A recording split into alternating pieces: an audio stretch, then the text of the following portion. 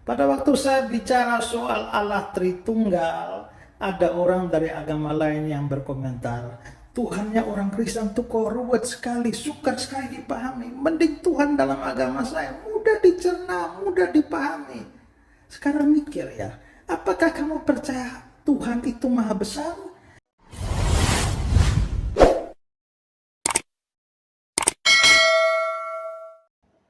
Shalom, salam sejahtera dalam kasih Kristus.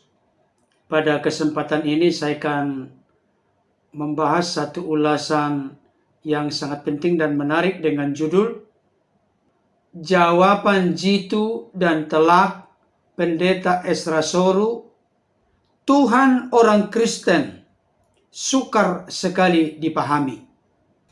Saudara dikasihi Tuhan, sebelum saya memberikan tanggapan atau respon terkait dengan pernyataan dari oknum tertentu bahwa Tuhan orang Kristen ruwet sekali, sukar sekali dipahami, maka ada baiknya kita menyimak, memperhatikan, dan mendengarkan terlebih dahulu pernyataan singkat, jelas, dan padat dari hambanya Pendeta Ezra Soru berikut ini. Pada waktu saya bicara soal Allah Tritunggal, ada orang dari agama lain yang berkomentar, Tuhannya orang Kristen tuh kok ruwet sekali, sukar sekali dipahami. Mending Tuhan dalam agama saya mudah dicerna, mudah dipahami. Sekarang mikir ya, apakah kamu percaya Tuhan itu maha besar? Kalau memang Tuhan itu maha besar, kira-kira dia melampaui pikiranmu atau tidak? Kalau dia tidak melampaui pikiranmu, dia tidak maha besar. Kalau dia maha besar, dia harus melampaui pikiranmu. Nah sekarang pikir, kalau dia melampaui pikiranmu, kira-kira suka nggak kamu untuk memahami dia? Justru kalau Tuhan itu sukar dipahami, itu menunjukkan kemahabesarannya dan itu menunjukkan Tuhan yang sejati. Tuhan yang sejati itu tidak mudah dipahami oleh pikiran yang cupet, yang kecil ini. Jadi kalau Tuhanmu itu terlalu mudah dicerna, terlalu mudah dipahami, pikirkan, kayaknya Tuhanmu lebih kecil dari pikiranmu. Dan kalau demikian, coba tanya, jangan-jangan Tuhanmu itu bukan Tuhan yang sejati. Baik Bapak Ibu Saudara, tadi kita sudah menyaksikan dan mendengarkan pernyataan singkat dari hambanya Pendeta Ezra Soru.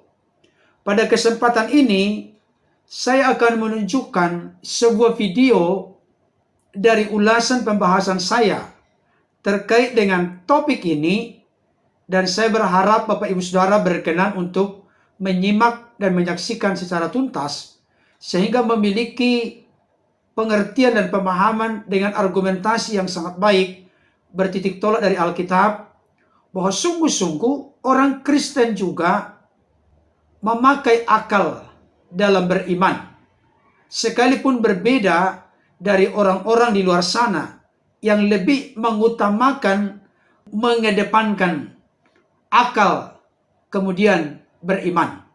Tapi orang Kristen beriman dulu baru mengerti. Oleh karenanya, mari kita simak ulasan saya berikut ini yang memberikan penjelasan. Mustahil manusia yang punya kekurangan, kelemahan, keterbatasan, apalagi sudah jatuh ke dalam dosa, bisa mengenal Allah yang akbar, Allah yang besar, Allah yang maha segalanya, Allah yang tak terbatas dengan pikiran kita yang sempit dan dangkal ini. Mari kita simak ulasan saya berikut ini. Saudara dikasihi Tuhan, ketika keyakinan kita, ketika ajaran kita disalah mengerti atau disalah pahami oleh orang lain, maka kita sebagai orang-orang percaya memiliki tugas tanggung jawab untuk pros apologian, melakukan pembelaan iman, mempertanggungjawabkan harapan, keyakinan, keimanan yang kita miliki supaya orang lain bisa mengerti dan memahami apa sebenarnya yang kita yakini dan percayai. Bapak Ibu Saudaraku yang dikasihi oleh Tuhan, bagaimana kita menyikapi, memberikan jawaban terkait dengan hal ini? Saya mau sampaikan kepada kita Bapak Ibu Saudara, ini dari sudut pandang kekristenan, mungkinkah kita manusia yang memiliki natur sudah jatuh dalam dosa, bisa berpikir, bisa berakal, bisa mengerti, bisa memahami Allah yang kudus, Allah yang agung, Allah yang mulia, Allah yang akbar, Allah yang besar? Apakah mungkin? Ini dulu. Mungkinkah kita bisa mengenal Allah yang maha segalanya, yang transenden tersebut, yang supranatural tersebut? Mungkinkah kita orang berdosa bisa berpikir, mengerti, mengenal, memahami Allah yang demikian? Saya mau sampaikan kepada kita terbuka saat ini dalam pembukaan pendahuluan ini. Jika seseorang mengambil sebuah konklusi dan berkata itu secara objektif, dia bisa berpikir dan berakal tentang Tuhan, dan itu tuntas pengertian pemahamannya. Saya mencurigai Allah yang demikian. Kenapa? Argumentasinya adalah, kita tahu Allah yang kita sembah adalah Allah yang maha segalanya. Maha sempurna, maha besar, maha kuasa, maha tinggi, maha dahsyat, dan seterusnya. Mungkinkah kita sebagai ciptaan bisa mengerti dengan sempurna Allah sang pencipta? Saya berani mengambil sebuah konklusi kesimpulan, mustahil, tidak mungkin. Tetapi dalam konteks kekristenan, Allah yang misteri itu, Allah yang rahasia itu, Allah yang tersembunyi, yang tidak bisa dipahami itu, telah berkenan menyatakan dirinya melalui anaknya yang tunggal, Sang Firman yang telah nuzul turun menjadi manusia, namanya Yesus Kristus, Tuhan dan Juru Selamat yang hidup. Jadi di dalam kekristenan kita harus mengerti dan memahami, Allah itu tidak hanya menyatakan kehendaknya, tidak hanya menyatakan perintah-perintahnya, larangan-larangannya. Allah dalam kekristenan adalah Allah yang menyatakan diri sekaligus menyatakan kehendaknya. Itu sebabnya puncak penyataan dalam konteks kekristenan, sehingga bisa mengerti, mengenal Allah, bukan karena upaya akal, pikiran, nalar manusia mengerti Allah, tapi karena Allah yang berkenan menyatakan dirinya melalui Sang Putra Kudus, anaknya yang tunggal, Yesus Kristus. Tolong jangan disalah mengerti dan disalah pahami. Ketika ada sebutan anak Allah, bukan berarti tidak ada sangkut pautnya sama sekali dengan Allah beranak dan Allah diperanakkan. Tidak ada. Anak Allah itu adalah istilah untuk firman. Itu bisa kita tunjukkan data-data, bukti-buktinya dari fakta Alkitab. Saudara dikasihi Tuhan, jangan semua sebutan itu diartikan secara harfiah. Kalau disebut anak Allah, berarti Allah beranak. Bukan. Itu bukan keyakinan Kristen. Karena istilah atau sebutan anak Allah tidak bisa diartikan secara harfiah. Sebagai contoh, sebutan anak tangga. Apakah ada ibu tangga? Apakah ada bapak tangga? Atau anak kunci? Apakah ada ibu kunci atau ayah kunci? Itu sebutan. Apa data dan fakta Alkitab terkait dengan misteri Tuhan? Saya akan tunjukkan kepada kita beberapa ayat penting dan menjadi sorotan perhatian kita secara serius. Ulangan 29 ayat 29. Dikatakan begini, hal-hal yang tersembunyi ialah bagi Tuhan Allah kita, tetapi hal-hal yang dinyatakan ialah bagi kita dan bagi anak-anak kita sampai selama-lamanya, supaya kita melakukan segala perkataan hukum Taurat ini. Perhatikan. Hal-hal yang tersembunyi adalah bagi Tuhan Allah kita. Hal-hal yang tersembunyi, hal-hal yang rahasia, hal-hal yang misteri adalah bagi Tuhan Allah kita. Tapi hal-hal yang dinyatakan adalah bagi kita, bagi anak-anak kita, bagi keturunan kita sampai selama-lamanya. Ayat ini sudah memberikan konfirmasi penegasan. Ada hal yang misteri yang tidak bisa dijangkau oleh akal, tidak bisa dijangkau oleh pikiran dan nalar manusia. Itu bagi Tuhan Allah kita. Karena memang Dia adalah Allah yang akbar, Allah yang maha besar, maha tinggi, maha agung, maha mulia, dan lain sebagainya.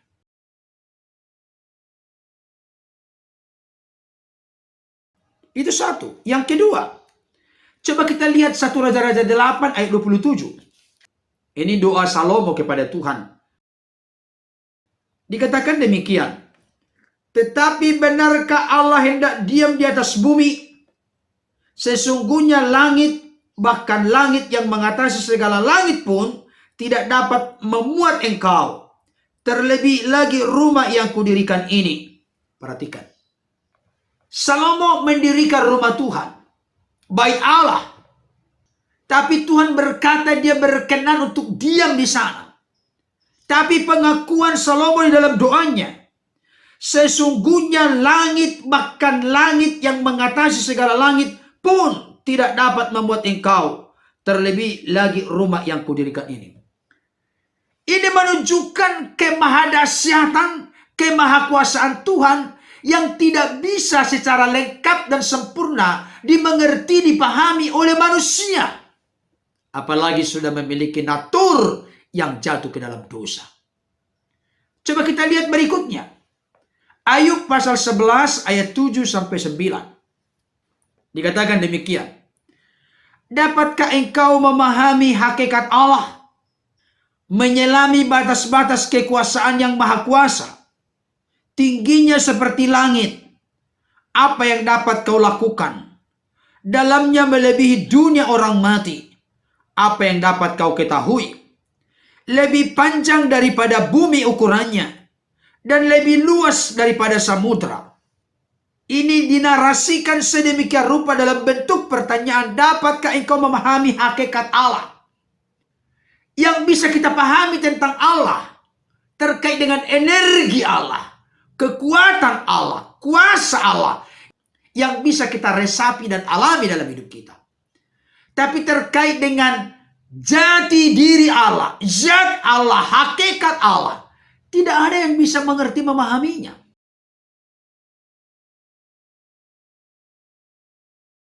Hal ini tidak perlu membuat kita kecut dan tawar hati menjadi ragu dengan Allah. Kenapa? Kalau akal pikiran kita yang hanya kecil ini bisa menguasai, mengerti Allah dengan tuntas dan sempurna, saya kasih tahu, itu bukan Allah. Tetap ada hal yang misteri, tersembunyi, rahasia tentang Allah. Tetapi apa yang telah dinyatakan Allah melalui firman-Nya, baik itu penyataan umum, penyataan khusus, di dalam puncak penyataan, datangnya, nujulnya, turunnya sang firman menjadi manusia, namanya Yesus. Yesus itulah menurut Yohanes 1 ayat 18 yang menyatakan Bapa kepada kita. Kegaiban, kemisterian Allah itu dibukakan, tudung yang tersembunyi itu, apokalipsis itu terjadi, tersingkap dan terbuka. Di mana kita bisa mengenal Allah di dalam Yesus Kristus. Jadi sangat beralasan ketika Yesus berkata, Akulah jalan, kebenaran, dan hidup. Tidak ada seorang pun yang sampai kepada Bapa kalau tidak melalui aku. Karena Dia datang dari sorga, turun ke tengah-tengah dunia yang penuh dengan dosa dan nista. Kita manusia ini tidak akan bisa menggapai Allah, mengerti, mengenal, memahami Allah. Tapi puji Tuhan, oleh karena kasih-Nya yang begitu panjang, lebar, tinggi, dalam, dan luas, Dia berkenan menyatakan dirinya melalui anaknya yang tunggal. Yohanes 3:16, karena begitu besar kasih Allah akan dunia ini, sehingga Ia telah mengaruniakan anaknya yang tunggal, supaya barang siapa yang percaya kepadanya tidak binasa, melainkan beroleh hidup yang kekal.